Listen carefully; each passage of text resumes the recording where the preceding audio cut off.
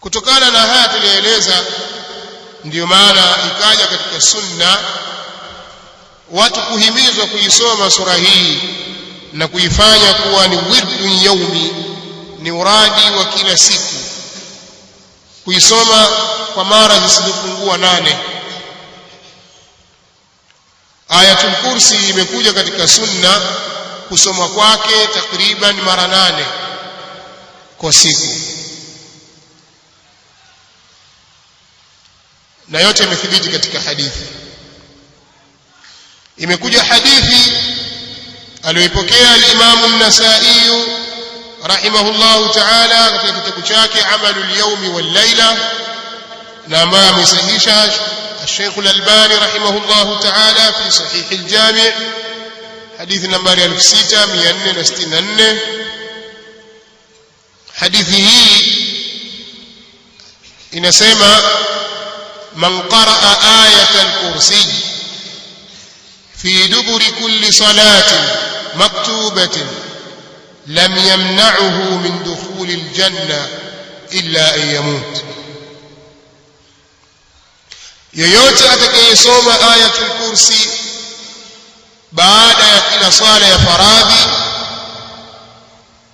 hakutamzuia yeye kuingia katika pepo. Hakuna kitu kinachomzuia asiingie peponi illa yamut, isipokuwa kufa tu. Maadamu yuko hai hawezi kuingia peponi mpaka afe. Maadamu yuko hai hutaingia pepo mpaka kufa. Baada ya kufa ndio utaingia katika janna. Kwa hiyo baada ya kila sala ya faradhi, ndio maana al-Imam Ibn Qayyim rahimahullahu ta'ala katika Zadul Ma'ad anasema balaghani an shaykhina Abi al-Abbas ibn Taymiyyah qaddasa Allahu ruhahu annahu qala ma taraktuha aqiba kulli salah. Imetufikia sisi kutoka kwa shekhe wetu Abu al-Abbas ibn Taymiyyah kwamba qaddasa Allahu ruhahu, kwamba yeye amesema sijawahi kuiacha ayatul kursi baada ya kila swala, sijawahi kuiacha mimi. Kwa Muislamu anatakiwa aipatilize aya hii kuisoma kila mara.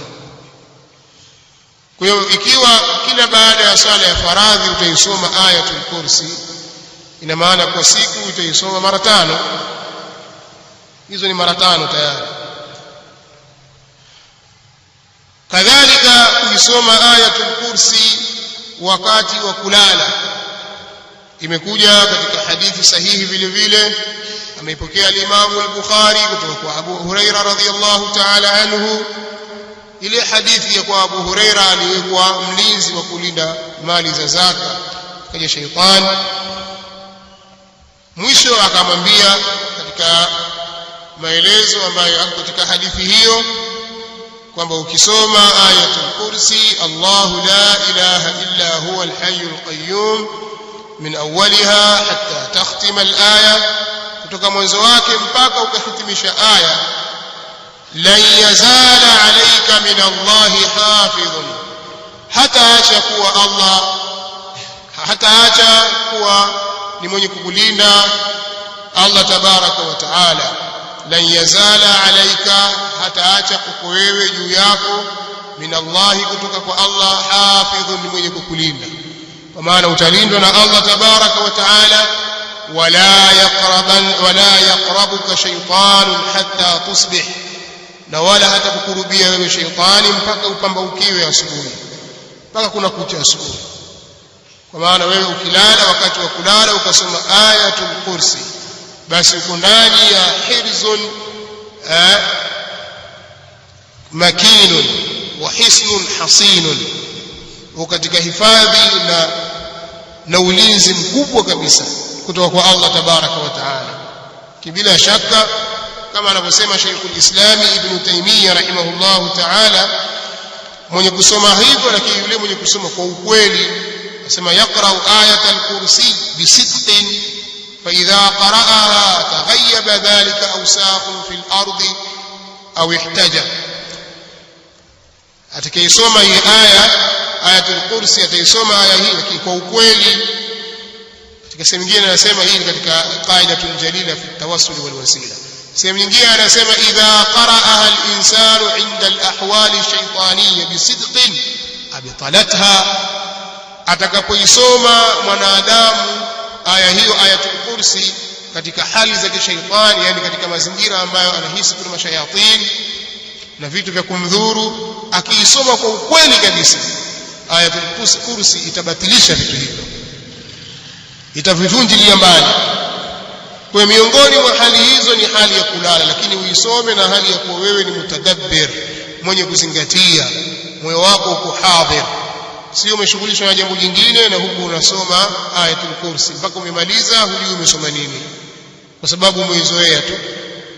La, utakana moyo wako uwe hadhir kuisoma ayatul kursi kwa umakini kabisa, basi Allah tabaraka wa taala anakupa hifadhi. Usiku wako wote ule umehifadhiwa, hakuna kitakachokudhuru na wala shaitani hata kukurubia.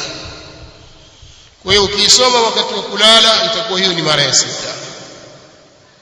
Wakati mwingine wa kuisoma ayatul kursi al-kursi ni katika adhkaru sabahi wal masa, katika zile nyiradi za asubuhi na za jioni,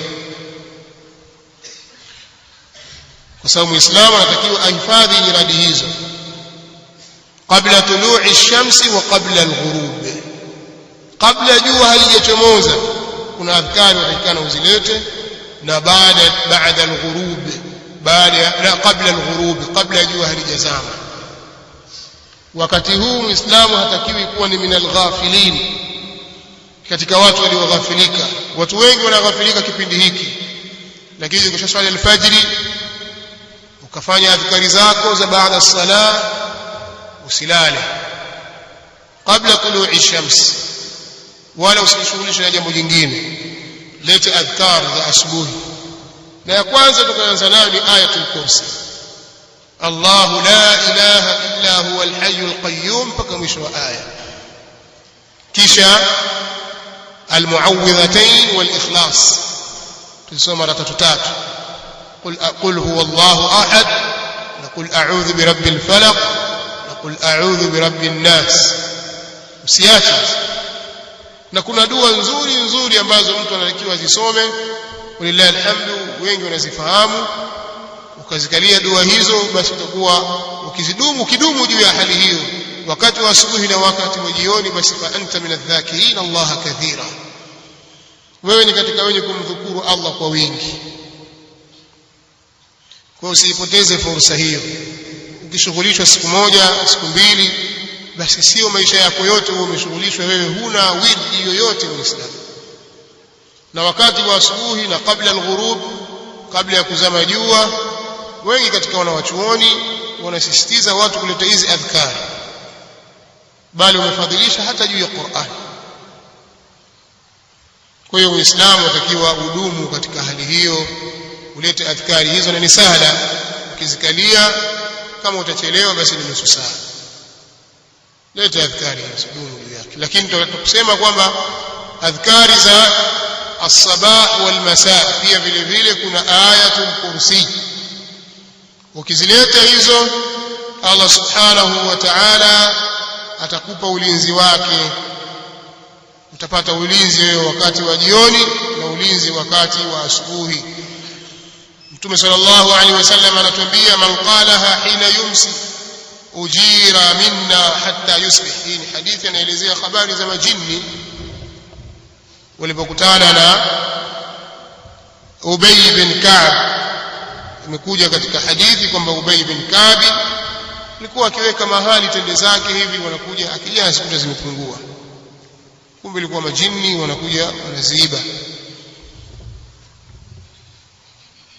Pana kisa, lakini mwisho wa yote hayo ikaja habari hii kwamba atakayesoma, atakayesema maneno Allahu la ilaha illa huwa al-hayyul qayyum mpaka mwisho wake, basi atakingwa na shari ya majini hata yusbih. Akisema hayo jioni, shari ile atakingwa nayo na shari yao mpaka asubuhi kunapambauka. Wa man qalaha hina yusbih na atakayesema hayo maneno wakati wa kupambaukiwa asubuhi, ujira minna hatta yumsi, atakingwa na shari yetu sisi majini mpaka atakapochelewa na jua. Ubay bin Ka'b alimfuata Mtume sallallahu alaihi wasallam akamwambia maneno haya kwamba mimi nimeambiwa hivi. Akasema Mtume sallallahu alaihi wasallam, sadaqa al-khabith, sadaqa al-khabith, amesema kweli huyo khabith, kwa maana kwamba qad yasduqu al-kadhub, wakati mwingine mrongo anaweza kusema kweli. Kama ile hadithi ya Abu Huraira radhiyallahu ta'ala anhu, Mtume sallallahu alayhi wasallam amwambia Abu Huraira, sadaqaka wa huwa kadhub, amekwambia kweli na hali ya kuwa yeye ni mrongo. Kwa hiyo hizi ni mara 8, mara 5 baada ya kila swala ya faradhi, mara 1 wakati wa kulala 6, na mara 2 katika adhkari za asubuhi na jioni. Asubuhi na jioni. Kwa Muislamu anatakiwa adumu juu ya jambo hili. Hii ni kuonyesha fadhila zilizomo katika aya hii, lakini pia tutasisitiza tena, usomaji wa aya hizi inatakiwa uwe kwa mazingatio, ndio manufaa yake yatapatikana. Na wale kinachokusudiwa basi kusoma tu pasi na kukumbuka maana, wala kusoma tu bila ya kuzingatia maana, itakuwa ile athari inayotarajiwa haipatikani. Na ndio maana unaweza kusoma alafu kile unachokitarajia usikipate, kwa sababu hukusoma kwa ile namna ambayo inatakiwa. Hii ni Wajawema Online TV. Hapa ni elimu tu.